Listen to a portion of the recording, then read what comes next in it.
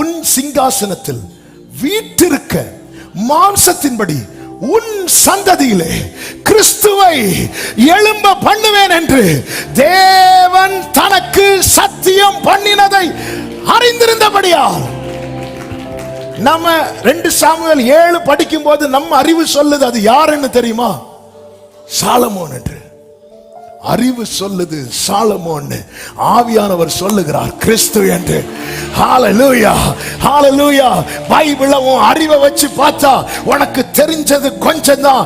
ஆனால் ஆவியானவர் காண்பிக்கிற வெளிச்சத்துல பார்த்தா உம்முடைய வெளிச்சத்திலே வெளிச்சம் காண்கிறோம்.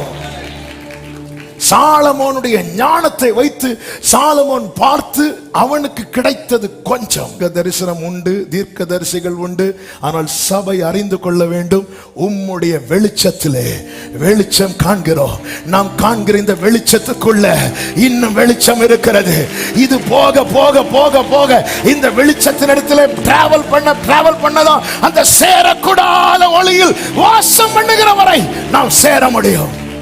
ஹalleluya.